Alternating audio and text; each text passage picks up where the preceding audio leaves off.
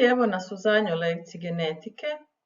Ovdje ćemo pričati o genetici virusa i bakterija zato što su nam jedni i drugi vrlo korisni u procesima genetičke manipulacije i dobivanja nekakvih novih proizvoda. Znači, virusi su jako pogodni za genetička istraživanja zato što su jednostavno građeni, imaju samo jednu nukleinsku kiselinu i izvana proteinski omotač. Njihova nasljedna tvar, DNA ili RNA, je vrlo jednostavno građena. Imaju kratko generacijsko vrijeme, jer vi za par sati možete dobiti na milijune potomaka i vrlo lako se uzgajaju. I ovdje na slici imate primjer nekih virusa i njihove građe. Znači, kapsida je ovo rozo, to je vanjski omotač proteinski, a unutra se nalazi ili molekula DNA ili RNA. Viruse nikad nemaju obje. Skroz desno imate primjer bakteriofaga, to je virus koji napada bakterije. Ovi bakteriofagi su dosta zanimljivi zato što oni napadaju bakterije i mi često zapravo u njih možemo unijeti neki gen koji nas zanima i onda nam taj bakteriofag unese gen u bakteriju i ona nam ga proizvodi. Kad bakteriofag napadne bakteriju, pratimo ovu sliku lijevo, vidimo da on sjedne na bakteriju i njegova nukleinska kiselina, njegova DNA ulazi u tu bakteriju. Ovaj proteinski omotač izvana ostaje. Ta DNA bakteriofaga će uzrokovati da bakterijska stanica počne proizvoditi samo dijelove faga. Kad se fagi spakiraju, oni napuštaju bakterijsku stanicu, bakterijska stanica znači propada. Prema tome bakteriofag se umnožio. Ovakav ciklus se naziva litički ciklus jer završava lizom, odnosno razgradnjom bakterijske stanice. Znači, bakteriofag je, odnosno virus je ubacio svoj genski materijal u bakteriju i sve njene procese podredio sebi. Proces je podredio sebi da bi se kopirao, da bi se umnožio. Ono što je nama za molekularnu biologiju možda bitnije je ovaj lizogeni ciklus, to imaju fagi koji miruju. Znači, bakteriofag u ovom slučaju će svoju DNA ugraditi u bakterijsku i mirovat će. To vidite ovdje desno dolje. Plavo vam je DNA bakteriofaga koju je bakteriofag poslao u bakteriju, međutim bakterija ju je ugradila u svoju DNA, u ovo rozo. I to tako može mirovati neko vrijeme. U nekom trenu se taj ciklus opet može aktivirati i u tom trenu ulazi u litički ciklus.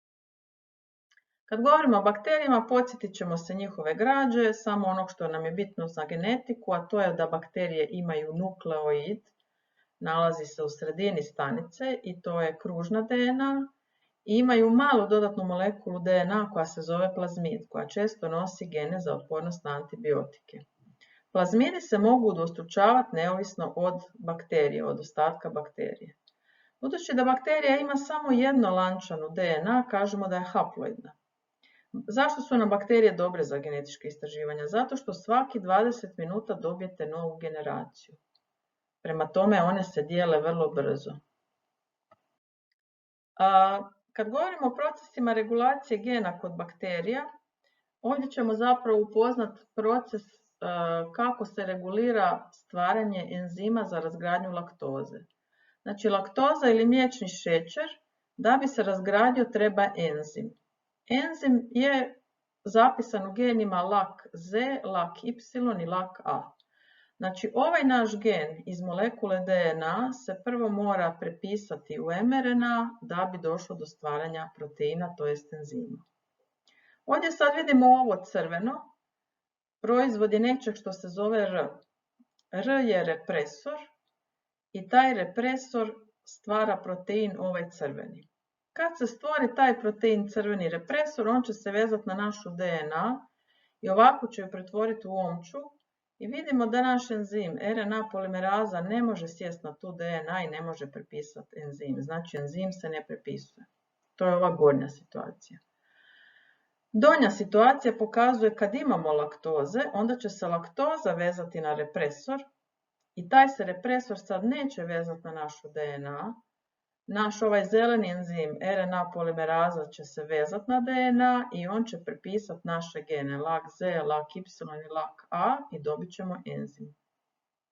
Ovo je zapravo i logično, jer ako nemate laktoze u podlozi, bakterija nema potrebu stvarati enzim, pa taj represor jednostavno blokira stvaranje enzima, blokira gene da se ne prepisuju. Ako laktoze imate u podlozi, onda se ona veže na represor i njega blokira i onda RNA polimeraza može napraviti svoj proces i može prepisati enzim. Znači ja sam sad to sve ovdje napisala.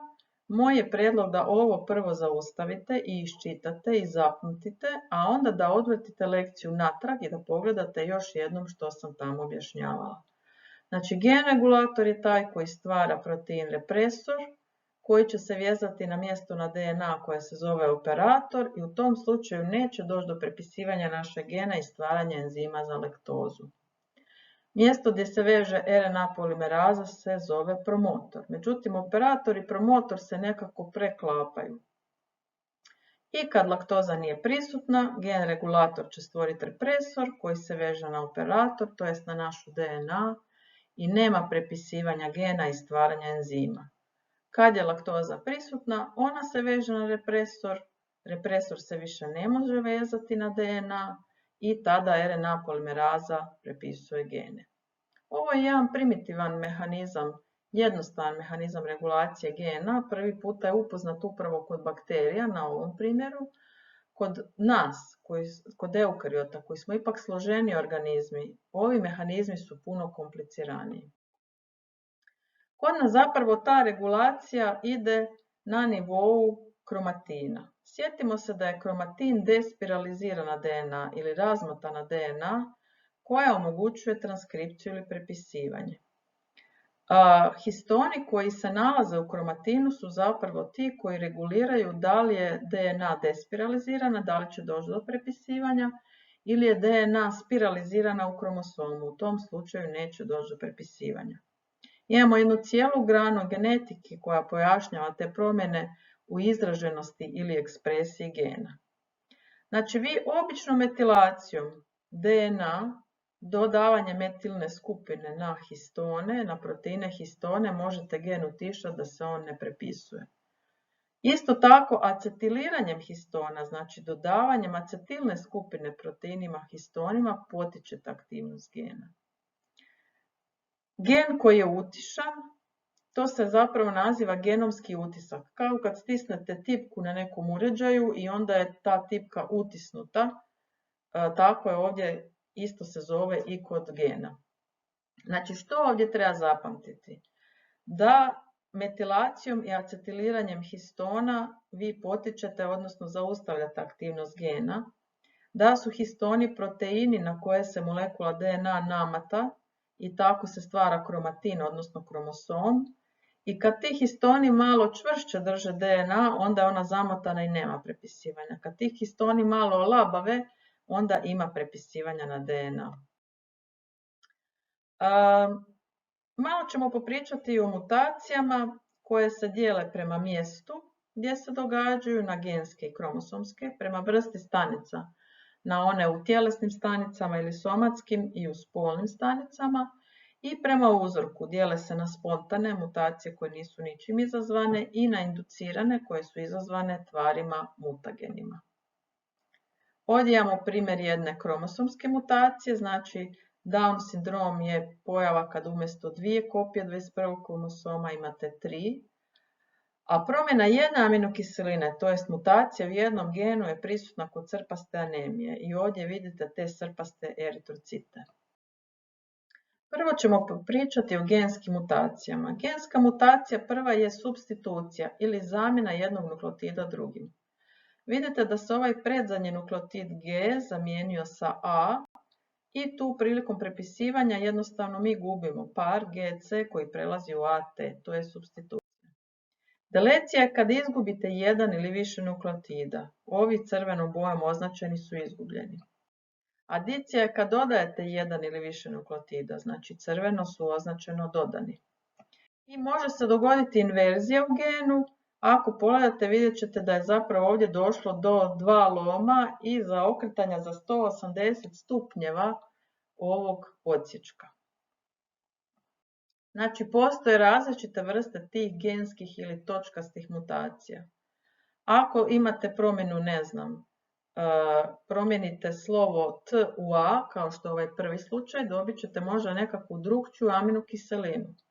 Ako promijenite ovo zadnje slovo CG u GC, znači nekakva inverzija, opet ćete dobiti stop kodon i naš protein je prekratak. Znači, kad god vi promijenite jedan nukleotid, to će vam biti drukčiji kodon i druga aminokiselina i to više nije vaš protein. Otkrivanje mutacije je lakše u haploidnim organizmima kao što su to bakterije, zato što ako imate recesivnu mutaciju, ona dugo može ostati skrivena zato što ju ovaj dominantni alel blokira i on preuzme zapravo to svojstvo. Što sve najčešće djeluje kao mutagen, tvar koja uzrokuje mutacije? Na prvom mjestu to je ionizirajuće zračenje, X zračenje, svemirsko radijacija, UV zračenje, različite kemijske tvari. Postoje mutacije koje su spontane. Znači, kad god se naša molekula DNA udvostručuje, događat će se ovakve spontane mutacije. Vidimo da u ovom lijevom slučaju umjesto AT sparilo nam se A i C. Međutim, mi zapravo imamo enzime koji u tom trenu sjedaju na molekulu DNA, koji ju provjeravaju i oni će reći, aha, original mi je A, spojio mi se C, ja ću sad izrezati taj C da dobijem AT. I time smo popravili mutaciju. Međutim, u nekim situacijama mutacije prođu i ne budu detektirane. To se najčešće događa kad je tih mutacija jako puno. Recimo, izađete na sunce pa izgorite, UV zrake uzrokuju velik broj mutacija u stanicama kože. Onda naši enzimi koliko god da radili ne mogu sve te mutacije sanirati i neke prođu da se ne poprave i onda na kraju ovako dobijete dole ovu molekulu DNA, ovu drugu po redu s lijevom, gdje piše promijenjena. Znači, u drugom slijedu replikacije ovaj C se više neće prepoznat kao nepotpun, kao greška, nego će se prepisati u GC. Vi ste dobili sasvim novi par, odnosno sasvim novu DNA. Znači, to su mutacije koje se događaju kad god se naša DNA udvostručuje.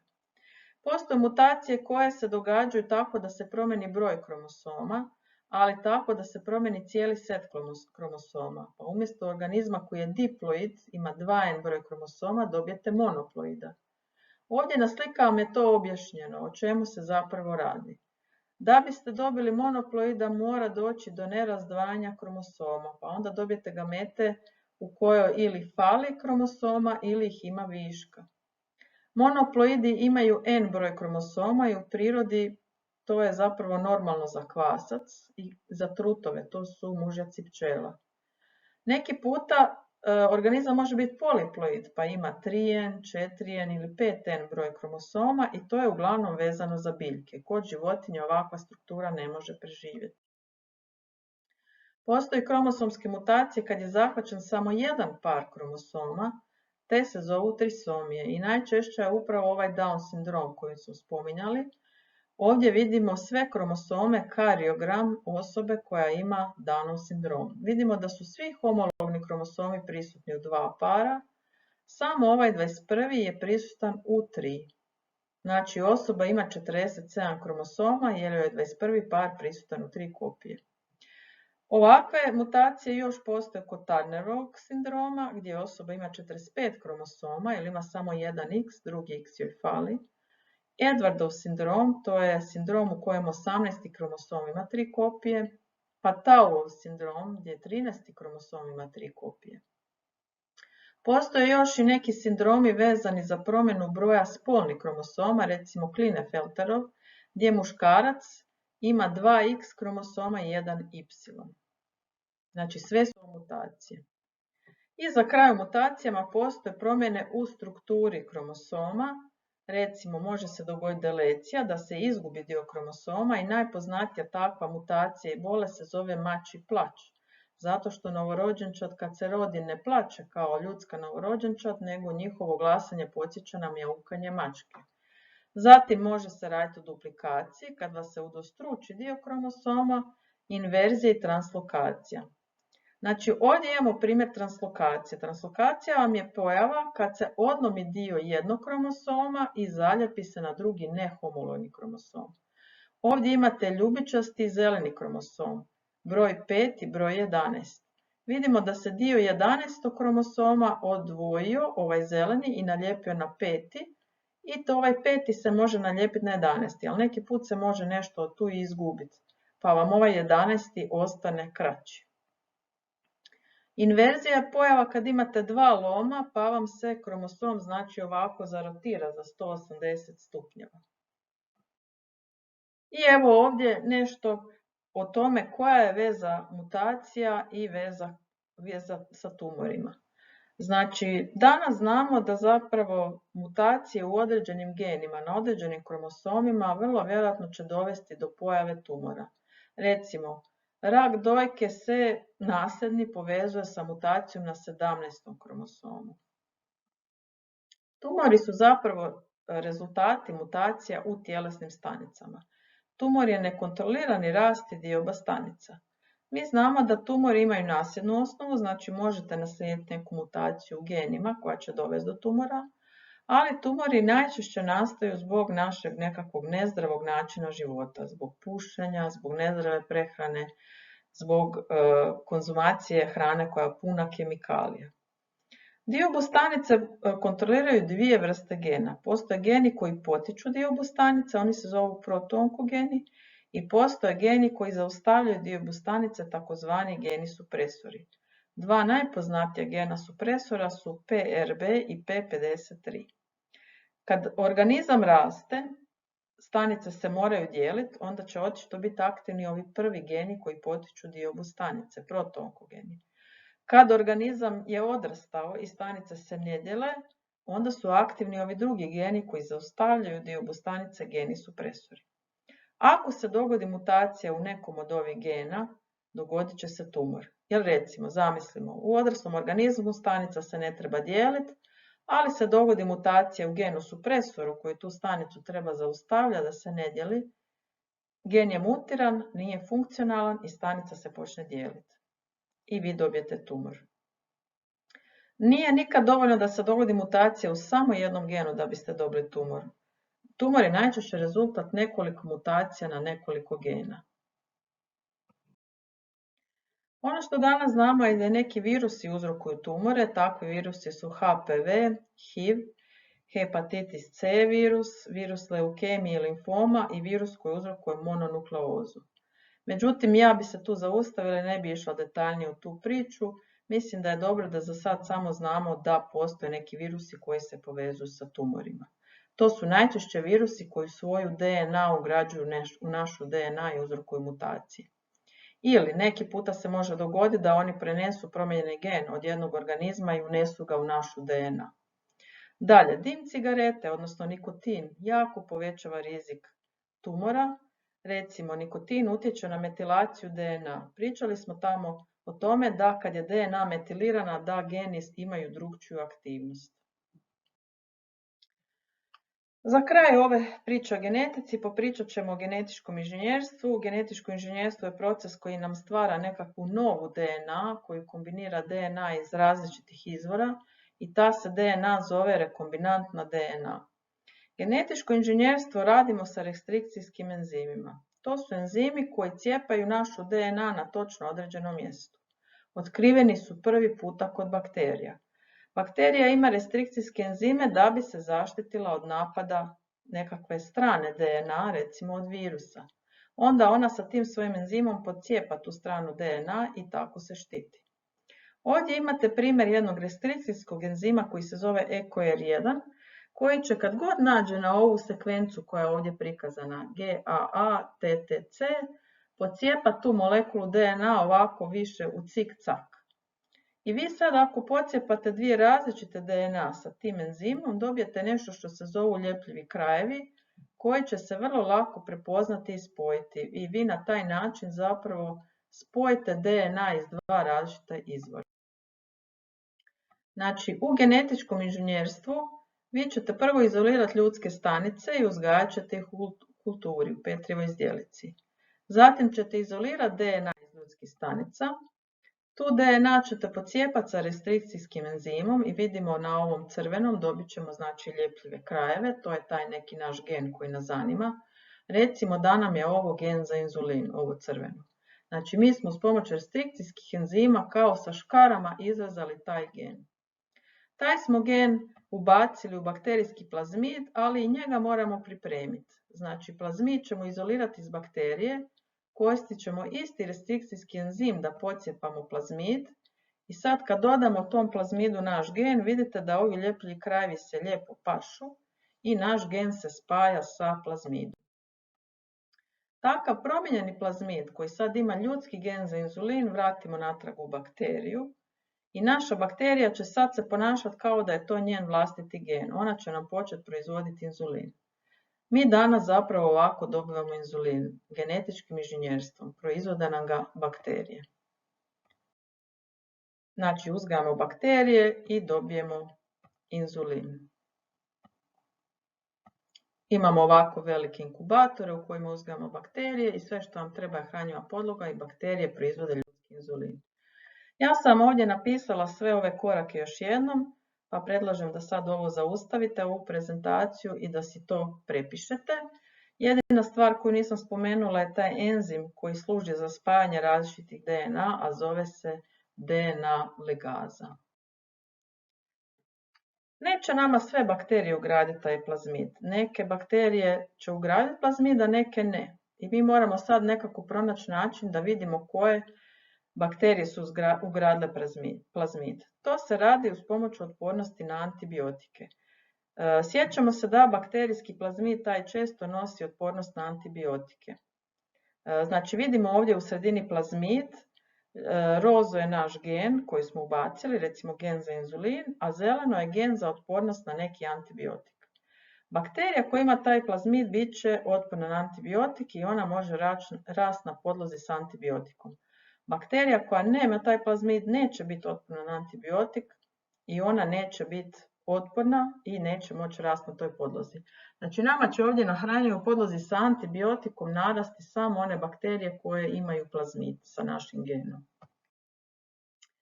I za kraj genetike nešto moramo reći o populacijskoj genetici. Znači ovo su čisto matematički izračuni koji pokušavaju predvidjeti što se događa sa genima u populaciji. Ovo je zapravo matematika, ove se u prirodi nikad ne događa. Ovdje je zapravo jedna jednadžba koja obilježava, odnosno koja pojašnjava nasljeđivanje gena i alela. P nam je frekvencija dominantnog alela, Q je frekvencija recesivnog alela. Znači P na kvadrat vam je frekvencija AA genotipa.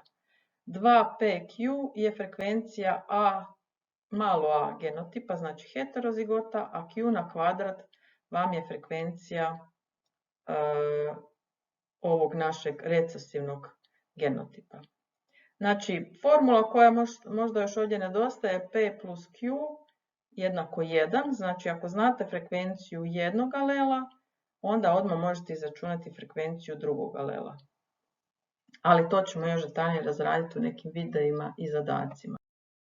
I evo ovdje jedno jednostavnije računanje. Ako znate da u populaciji imate 320 jedinki crvenog cvijeta, koje su vam homozigoti, 160 jedinki crvenog cvijeta heterozigota i 20 jedinki bijelog cvijeta, vi možete izračunati frekvencije tih genotipova. Znači frekvencija ovog prvog genotipa vam je 320 kroz 500, gdje je 500 ukupan broj jedinki u populaciji, 0,64. Frekvencija genotipa ovog drugog je 160 kroz 500, a trećeg je 20 kroz 500. Vi zapravo iz toga možete izračunati frekvenciju alela. Jer ako znamo da imamo frekvenciju 0,64, 2 velika R, i ako znamo da imamo frekvenciju 0,32 heterozigota, onda jednostavnim zbrajanjem vi možete zapravo dobiti frekvencije velikog R i malog R. Znači, kako smo ovdje dobili ovih 160? Zato što imamo 160 jedinki koji imaju jedan veliki R. I imamo 640 jedinki koji imaju dva velika R. To kad zbrojimo dobijemo odnosno 320 jedinki koji imaju dva velika R, ali znači 320 puta 2 vam je 640. I to kad zbrojimo dobijemo 800. A zašto je ovdje dolje 1000? Zato što imamo ukupno 500 jedinki, svaka ima 2 alela, znači ukupno je 1000 alela. Prema tome dobili smo da nam je frekvencija alela 0,8 R. Ali velimo, ove zadatke ćemo razraditi u posebnom videu.